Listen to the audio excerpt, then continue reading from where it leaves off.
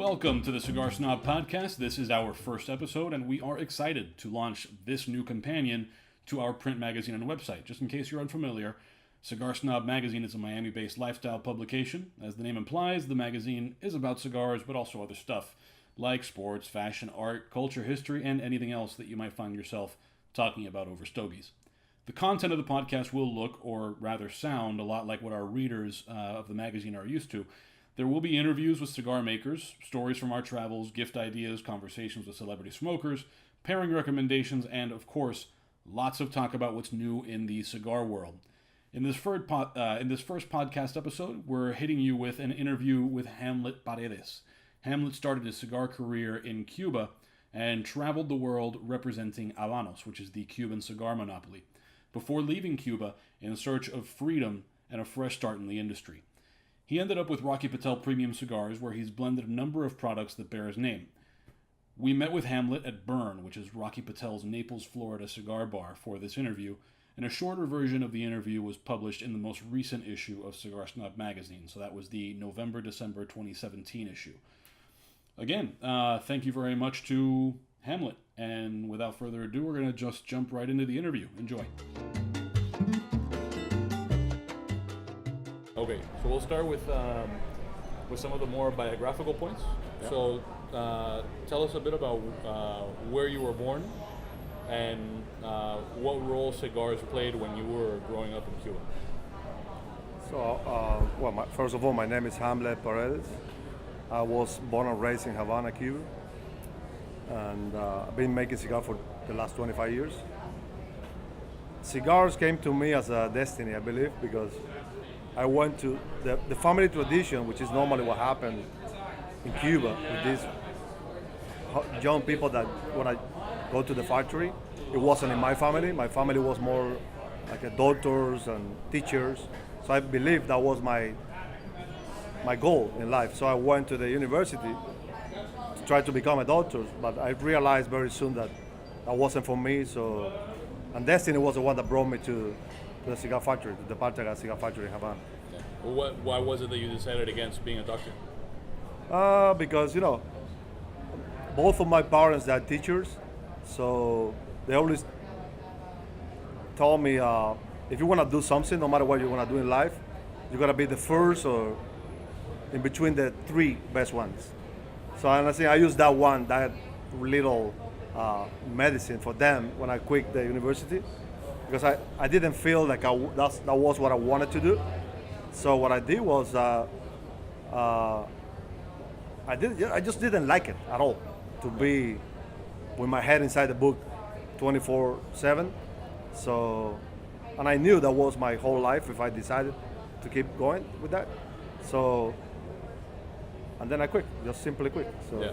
So you decide not to be a doctor, you decide you want to go into cigars. No, I had no idea at that point that I wanted to do cigars, but it happens to be that in my same building used to live an old guy that was one of the best cigar rollers at that point.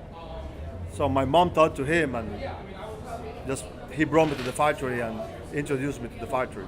Okay. So I knew I was almost obligated to get a job, so that was my job. Right. So at that initial point, how interesting was it for you beyond just I need to have a job? Well, it was my mom. It was a yes or yes. Yeah. She was like, you got to get a job. So my first impression actually walking around the factory was that I would be not sitting there for 8 hours. That's not for me. So my first job in the factory wasn't in the school learning to make cigars. Was carrying boxes from here to there, and it was a very bottom level job in the factory. But I realized that very quickly that wasn't a good job, so I joined the school, and then I got in love right away with the making. Yeah. And what was it that changed your mind about how much you thought you weren't going to like it, and you ended up falling in love with it? What was it that made it click for you? Well, I think the click was I'm very good with my hands, so I draw very well, and it's a family tradition for both sizes. My grandma was a piano player teacher. Her husband was a teacher in the San Alejandro school My dad, my uncles, they're very handcraft guys that they can do anything with their hands. My brother is good with the hands too, so that runs in the factory. The ability to do things with hands, you know. Yeah. So you go, eventually you end up traveling a lot to do some demonstrations. What was the process to go from that initial learning to make the cigars and figuring out that you're good with your hands and to sort of the peak of that career when you were in Cuba? So we gotta come back again to the beginning, to that day that I got my job in the factory, came back home, and then my mom was waiting for me. And she was like, "Do you got a job?" And I was like, "Yes." She's like, "Okay, so here's the step number 1 is done. Here's step number 2." So she handed me a piece of paper with a phone number and a female name. And I'm like, "Wow, this is the price to get when you get a job?" And she was like, No. That's not a girl phone number. That's your English teacher number. So you gotta call her." And then she obligated me to went to school for a year, twice a week. And that was what changed my life. So after I became a roller, a good one, I was at that point the only Cuban roller in Havana that was able to do good cigars and spoke in English at the same time. So it was very tough for me at the very beginning to be part of that little group of people that were traveling around. But I made it, and as soon as I did my first trip out and came back, I was okay. Yeah. So what were some of the, just to give people who maybe are not as familiar, give people a sense of how much traveling around that involved, and where were you? Well, actually, my first time traveling, I did a 3-month tour around 14 countries in Asia, representing Habanos in Asia Pacific with PCC, Pacific Cigar Company. And then after that, I went to Europe. I've been for the last, I would say, 15 years of my life traveling all over the world. So most of our readers and the people who will be hearing this are probably more familiar with what that looks like in the U.S. with a lot of cigar store. Is it similar in when you were touring Europe and Asia, or was it different settings? It is different. Well, it is totally different, because what I used to do was once a year I went out for 3 or 4 months, and then I came back to Cuba, and I was staying in the country for the rest of a year, working in the cigar store as a roller.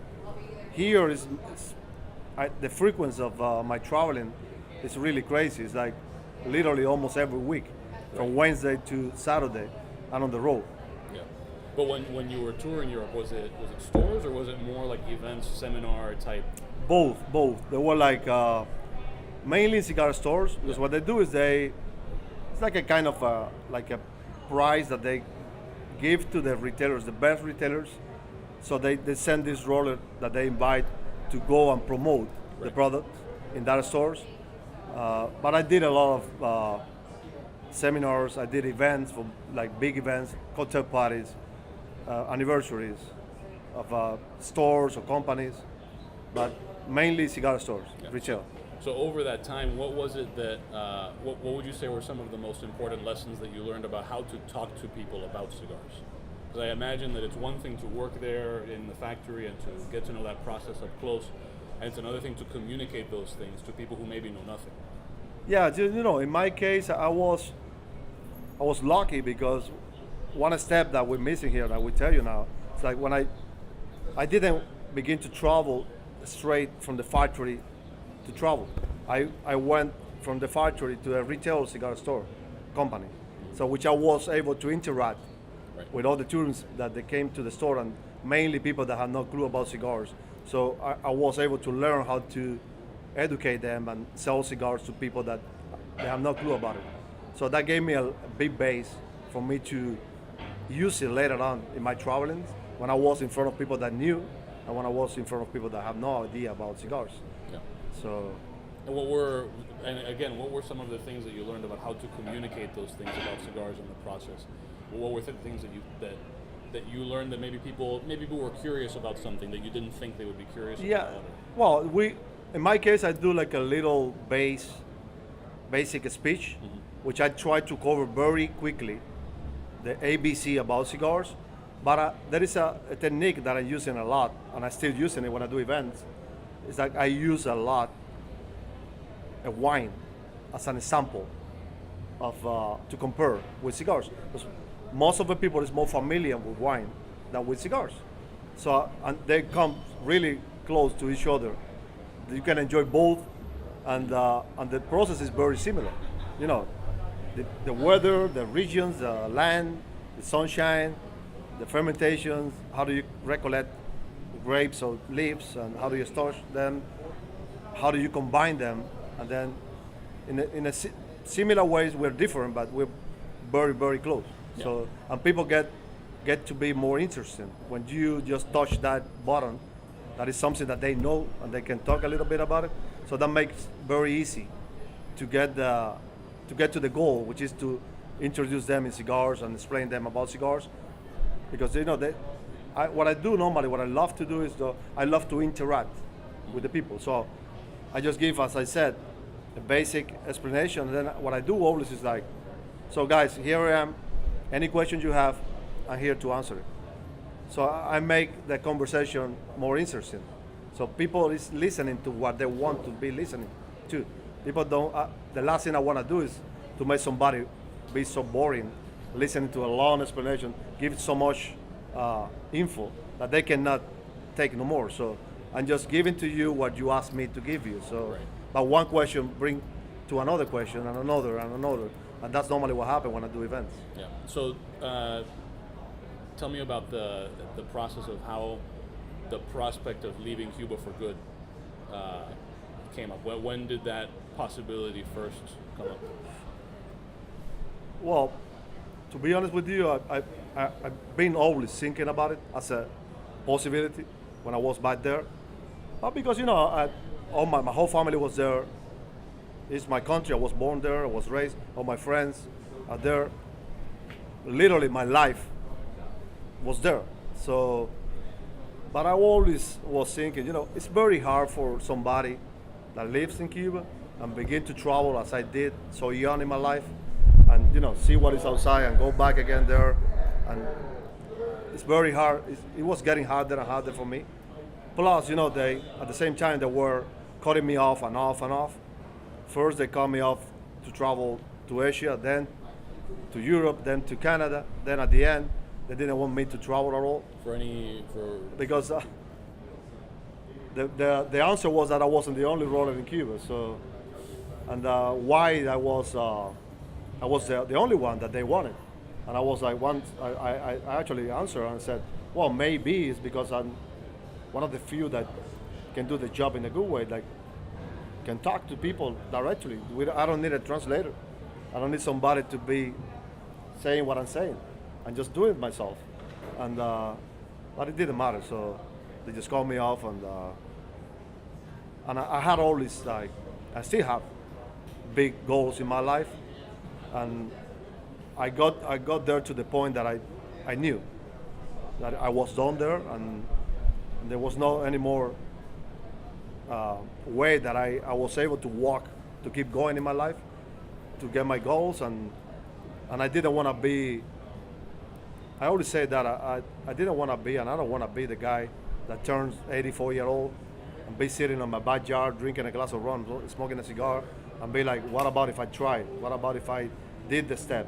What about if I have the big heart to do it? Mm-hmm. I want to be that old guy that said, I made it, or I'm still fighting, or I just got tired to be fighting. Maybe you're still 84 smoking and drinking rum. I will. Saying a different thing. Yeah. I hope so. Yeah. That's what I came here for.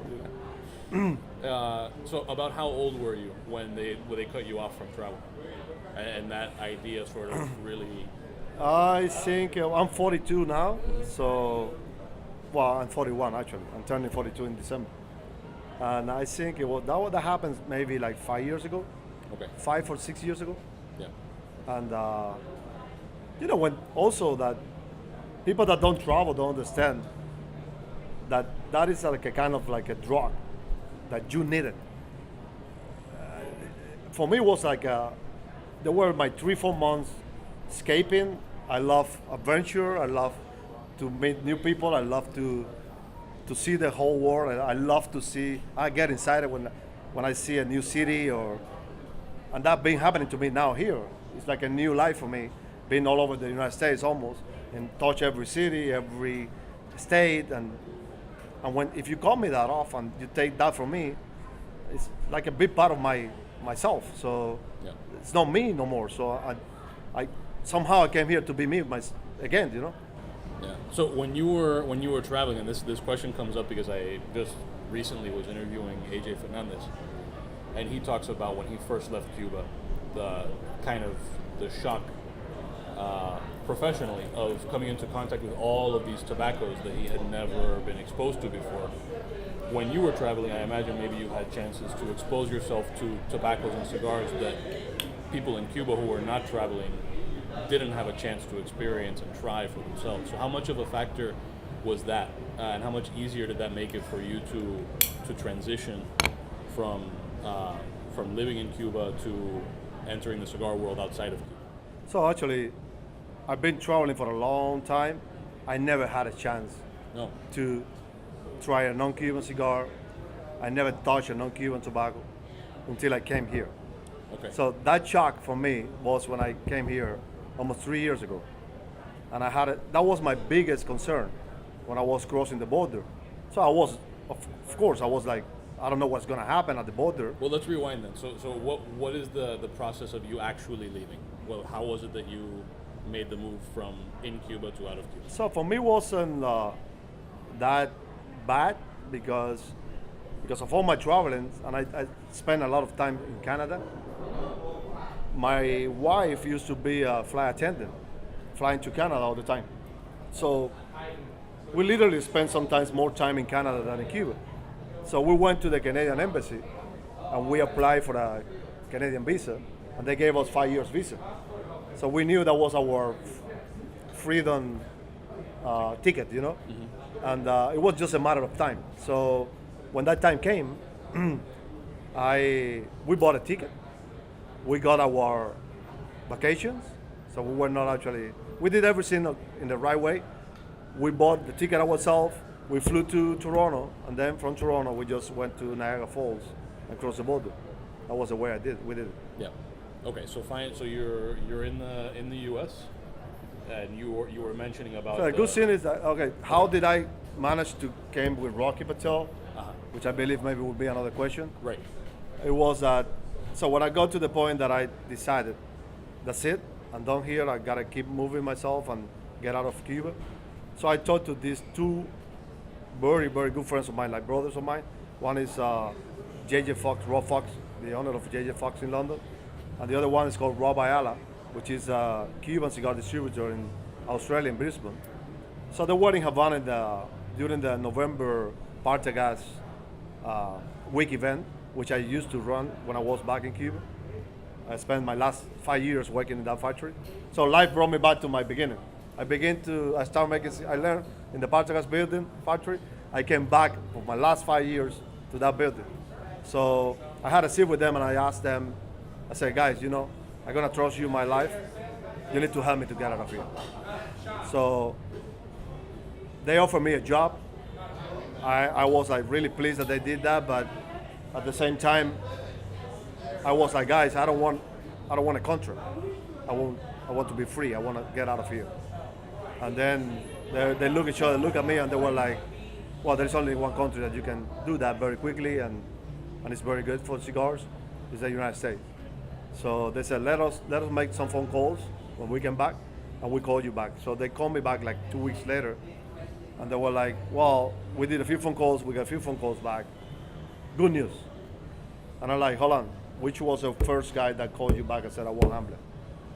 And then they were like, well, this guy called Rocky Patel. I never heard about him in my life. And I said, well, that's the guy. You sure? And like, yeah, that's the guy. Set up an interview, and then I'm flying. And the reason that you made the decision that way was because it was important for you that the person on the other end was committed. Yes. Yeah.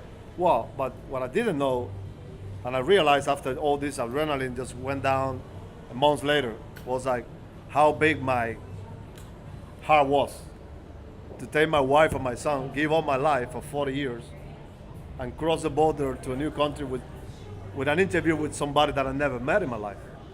So, it works. So what was that initial interview like for you, and What was the connection like that you felt with Rocky in that? No, first Rocky was like, you know, I never, like I told him, and I tell everybody here, like, since to these people from Rocky Patel, and mainly Rocky Patel, I never felt myself like a fish out of the water.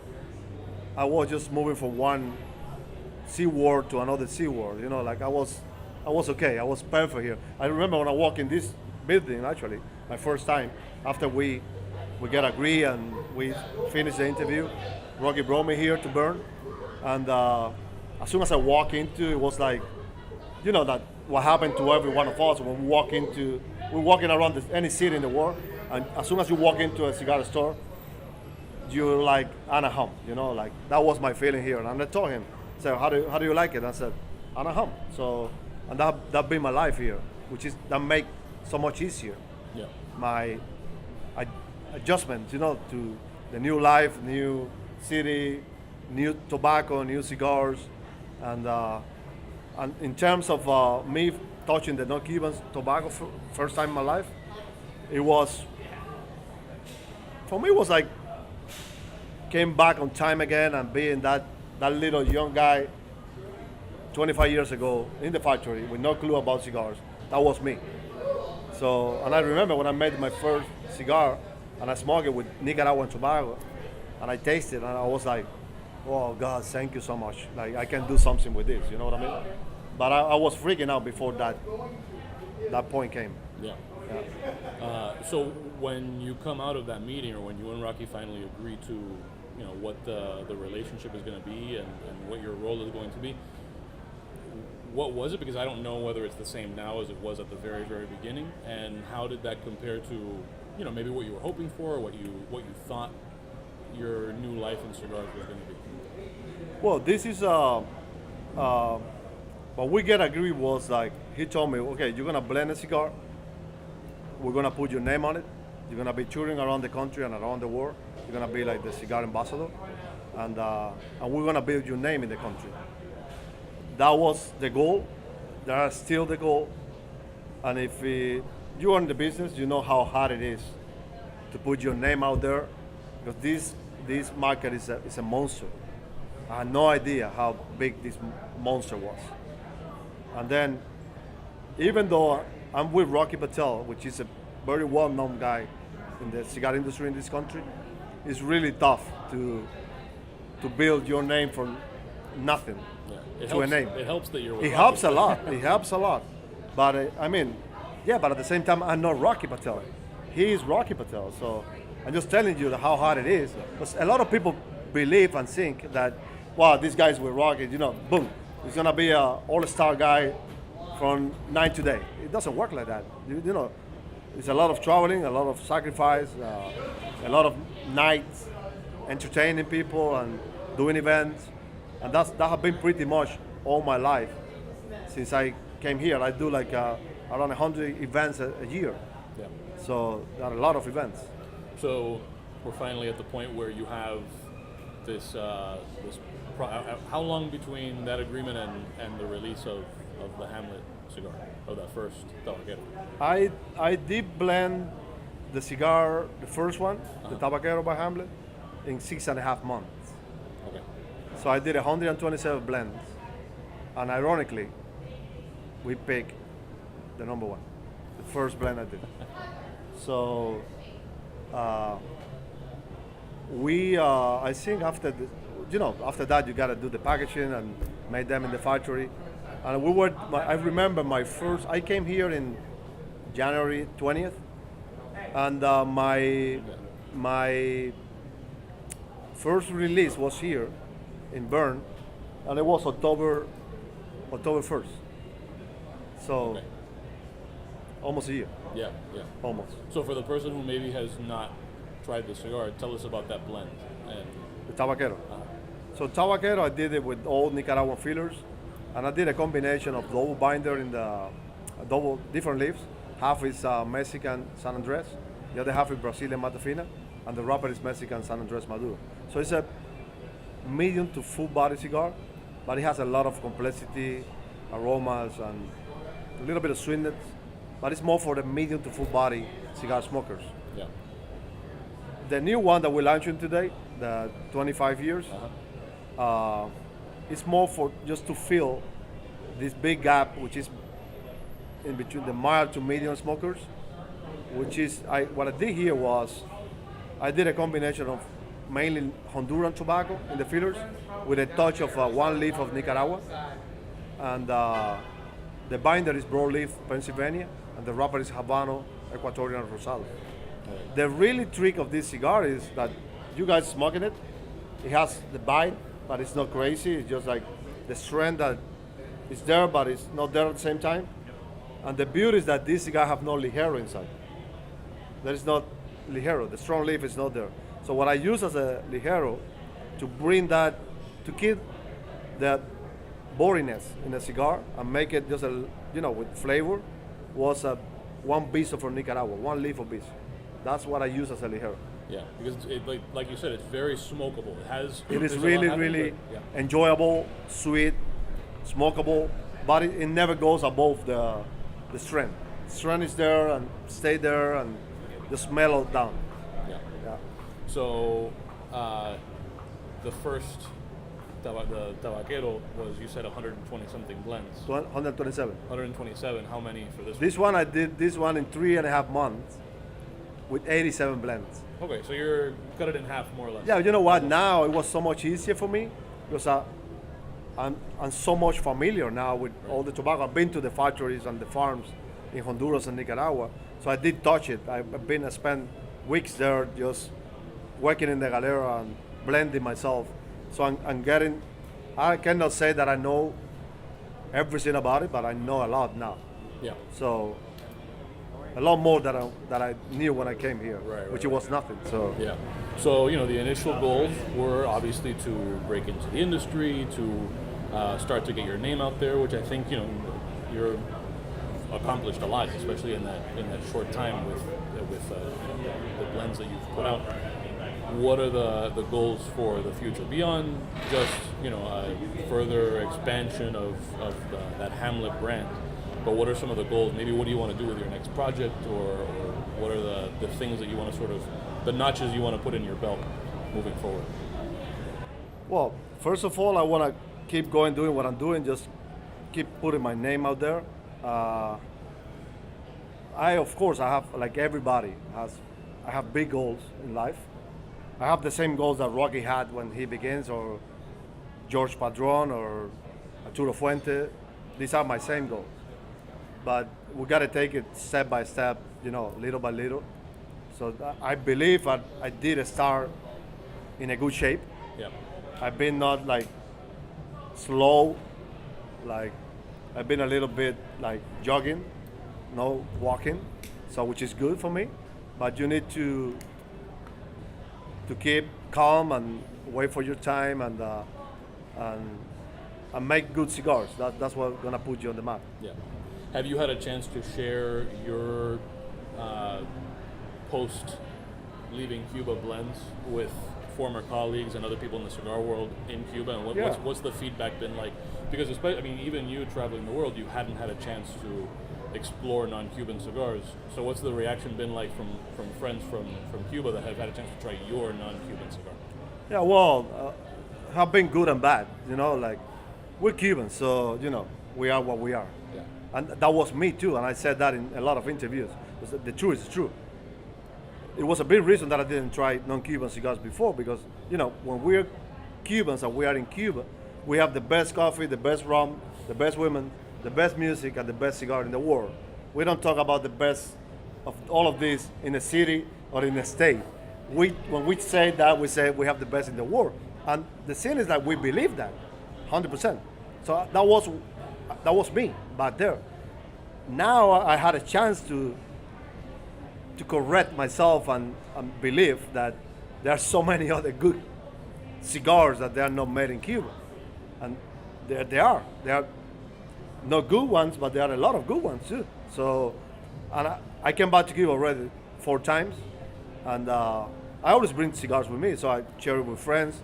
The first one, the Tabaquero, I think it was too much for them. It's like just the appearance of a cigar with that Maduro Mexican wrapper. It was like a shock for them. and plus it was it's a heavy cigar. So this one I get more welcome to let me try it again and this and that and because it's more like close to what Cuban cigars are. But my biggest issue wasn't with my friends back in Cuba. It was with all my customers around the world that were buying and smoking my cigar for 22 years. And now I'm just making non-Cuban cigars, which, by the way, they are the reason that I'm here now giving to you the interview. And I always gonna thank all my friends, I cannot say customers no more, my friends around the world, because they have been supporting me, even now that I'm not in the Cuban industry. They're buying my cigars, even though they 99% smoke Cuban cigars. Yeah. That 1% they save it and smoke my cigar, which is a big support. Well, and in a way that probably makes you a stronger ambassador for non-Cuban cigars because you're communicating with people that you already built that trust, right? They might not trust somebody who they didn't know. Okay, this guy I trust about Cubans, so if he's telling me I should smoke with a non-Cuban, I should listen. Yeah, but at the end of the day, also, everybody has their own opinion Of course. and their own palate and their own taste. So everybody's free to decide what do they want to smoke or not. I do believe that there is a cigar for everybody, Yeah. and that's why we have so many in the market. So I was just in a blog, like with guys from all over the world, and they were shooting me questions, and I was answering. And one of the questions was like, "So, don't tell me now that you don't like Cuban cigars and they are no good, and now yours is the best." And I'm like, "Well, Hamlet never gonna say that, because Cuban cigars are a big part of my life. So I'm here because of Cuban cigars. They gave me the opportunity to travel around the world and to build my name around the world. Now this is a different path of my life." So I answered him. I said, "No, I'm not saying that, but what I'm saying is there is a cigar for everybody." So these guys that can make it cigar that you don't normally smoke and you like it and enjoy it, these are the guys that you should follow and support. So we'll just get into some of the more, I guess, quick hit answer type stuff. So we talked about Tabaquero and 25th year. Do you have pairing recommendations for people with those two? So the Tabaquero, you can pair that with whatever you want. Yeah. It has the power to be good with anybody. You can drink scotch, rum, even beers. That cigar has the strength to come over any kind of drink, so to pair very well. In the 25th, I would say it goes very well with like scotch, whiskeys. I would not recommend like a heavy, very hoppy IPA because it's gonna just clean all this beautiful aroma and complexity. But rum, whiskey, scotch, red wine goes really well, both of them. This 25th goes really well. I'm a wine lover, so Okay. and I drink Cab Sav, so it's not a light one, and this one goes really, really well with it. Yeah. So other than the Hamlet stuff, what are some of the other, especially new things that you've tried that you find exciting in the industry? Whether it's Rockies or anybody else, what are some of the cigars that you've tried lately and thought, like, this is special or exciting? Well, honestly, I don't smoke that many other cigars. I smoke a lot of Rockies, of course. I'm more into a medium to full body smoke. I can tell you, to answer your question, because I didn't do that lately. Yeah. I was concentrating my blends and and the new products that we were making, and in other projects. So you need to keep your palate clean and don't get confused. But when I first came here, it was something very funny that happened to me. So I had no clue about who was who. So I ended up smoking Norteños, smoking AJs, smoking Padron. I knew who he was. So and I tried it. I like it. I like that cigar too. But the funny thing was that the 5-6 guys that I was by palate just enjoying it, I learned later on that they were all Cubans behind them. Yeah. And now I had the chance to meet them and told them personally, like, hey, man, good job, man. You know, I was smoking a lot of your cigars. I had no clue that you were behind that brand, but I mean, there is, you know, the seal was behind that cigar, like, and it's very funny because if you go and pick the big guys' names and the Cuban guys, the strength wise, it's very similar, you know. Yeah. We have exceptions, but you know, mainly it's like that. So it was very funny. When I found out like that guy is Cuban too. Oh man, and that one is also wow. And then I end up like, I think no, not even one. I was moving myself in 6 brands, and these 6 brands, there were well, the only one that wasn't was I forgot the name. Ilusion. Dion. So Jolito. so When it's made by Cubans. well, so you see. So sorry about my own knowledge. So in the industry, I'm very terrible with names and. Yeah, it's made. So, wow, you see? Well, everybody was, the background was Cuba, so, you know, There you go. it was funny. All right. Is there anything we haven't talked about that you want to get into? No? All right. I think with that. Well, of course, to thank Rocky Patel and family for, to bring me here and on board and to make me be in one of these days that I'm launching the later one, so which is the 25th year, and just keep going, looking for my goals. Sounds good. All right. Thank you very much. You're welcome. Thank you to Hamlet for taking the time to do that interview with us at Burn. If you enjoyed this podcast, make sure that you subscribe on Google Play, iTunes, and SoundCloud. Rate and review us while you're at it. You can send feedback, questions, comments, praise, corrections, complaints, whatever, to feedback@cigarsnobmag.com. That's feedback@cigarsnobmag.com. And if you want to share this podcast with anybody, remember that, you know, some people use iTunes and some people use Google and some people use other stuff. So the easiest way is probably to direct people to our website. We have a page dedicated to the podcast where you can find an archive of all the episodes. That's at cigarsnobmag.com/podcast. Again, cigarsnobmag.com/podcast. Thank you very much for listening. We'll catch you next time.